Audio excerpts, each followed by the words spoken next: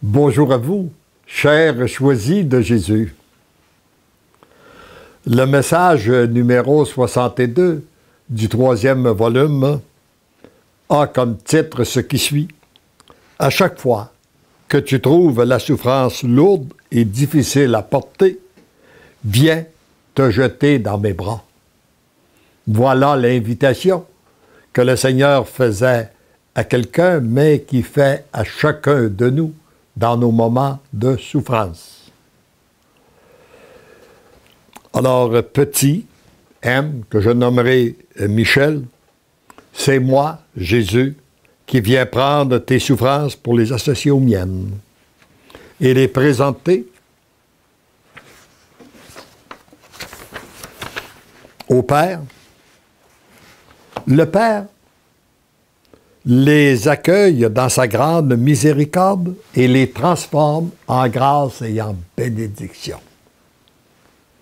Pour toi et pour tous ceux et celles qui souffrent comme toi, mais n'ont pas l'avantage que tu as de me connaître et de mettre leur souffrance en moi. Si tu savais comme je souffre avec toi et en toi. Dans les moments de souffrance que nous rencontrons, comme disait un prêtre, il y a deux façons de souffrir. On peut souffrir seul et c'est stérile. Et on peut souffrir avec Jésus en lui offrant et c'est fécond. Une souffrance accueillie, offerte à Dieu, devient féconde. Comme la pluie qui tombe sur un sol fertile, elle le rend fécond. Ça, c'est une souffrance accueillie.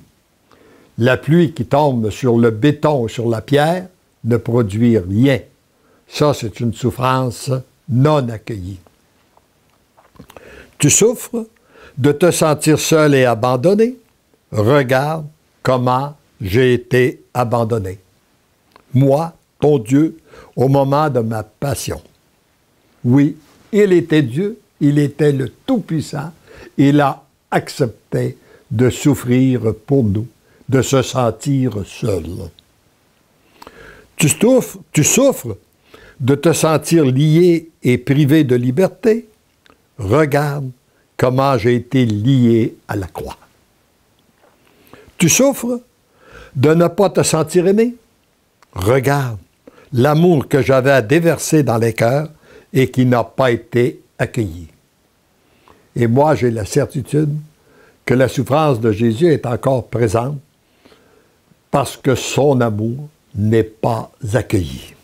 Et à chaque fois que nous accueillons son amour, nous devenons un baume pour son cœur blessé. Plus ma souffrance a été grande et douloureuse, plus j'étais proche de la résurrection. Il en est de même pour toi en ce moment. Plus ta souffrance est grande, plus tu es près de cette nouvelle vie qui va éclater en moi. Et c'est un peu comme la maman qui souffre des douleurs d'un accouchement. Plus les souffrances sont rapprochées, plus elles sont fortes, plus le bébé est prêt d'arriver. Et je pense que c'est de cette façon-là que nous, en tant que chrétiens, nous devons accueillir une souffrance, sachant qu'elle va être transformée. Petit Michel, à chaque fois que tu trouves ta souffrance lourde et difficile à porter, viens te jeter dans mes bras. Remets-moi ta souffrance et tu trouveras que mon joug est léger. C'est ce qu'il nous a dit dans sa parole et c'est ce qu'il fait. Dieu n'est pas un menteur. Ce qu'il a dit, il le réalise. Ne crains pas, j'ai entendu tes prières et tes supplications. Tu as trouvé grâce à mes yeux. Mon cœur est brûlant d'amour pour toi. Persévère dans la foi, la prière et l'abandon en moi, ton Dieu.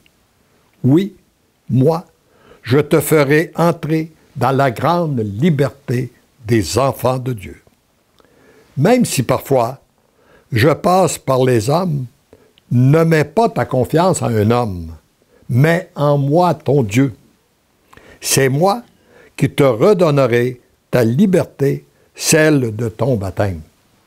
Pour moi, il est clair que Dieu a distribué ses dons, ses charismes, ses connaissances dans une multitude de personnes et il veut passer tantôt par un, tantôt par l'autre.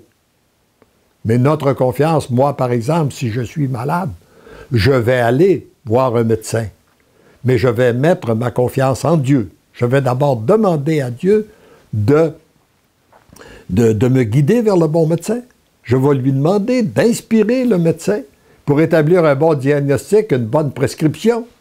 Et après, je vais prendre le médicament en sachant, en mettant ma confiance en Dieu, que Dieu va me guérir à travers ce médicament. Eh bien, je pense qu'on ne doit pas être dénaturé, mais on doit mettre notre confiance en Dieu et non dans les moyens humains. Accepte ce petit conseil, évite de te regarder, tourne ton regard vers le Père, regarde son amour, regarde sa bonté, regarde sa grande miséricorde. Jamais tu n'en seras digne. Jamais tu ne le mériteras. Comme je disais récemment, dans une conférence où je m'adressais aux personnes qui ont de la difficulté à accueillir l'amour de Dieu, à se sentir aimé de Dieu, soit parce que j'ai trop péché, j'ai trop un mauvais caractère, j'ai pas une vie assez dévote. En d'autres termes, la personne dit « je ne suis pas digne ». Eh bien, je dis « tu as raison, tu n'es pas digne ».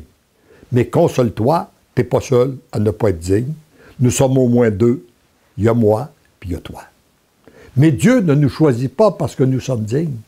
Il nous choisit pour nous rendre dignes.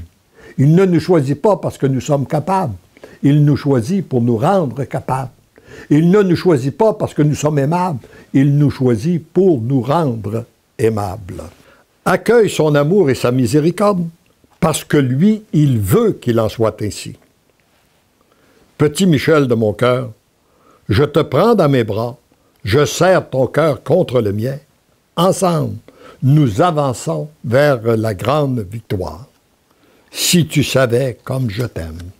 Oui, oui, Michel, tu ne rêves pas. C'est moi, ton ami de toujours, Jésus, qui te dit, Michel, tendrement je t'aime. Michel, follement je t'aime. Michel, divinement je t'aime. Et vous reprenez cette phrase en disant votre nom, en plaçant votre nom, que ce soit Agathe, Marcel, Joseph ou Pierre. Tu ne rêves pas. C'est moi, ton ami de toujours, Jésus, qui te dit « Je t'aime ». Amen.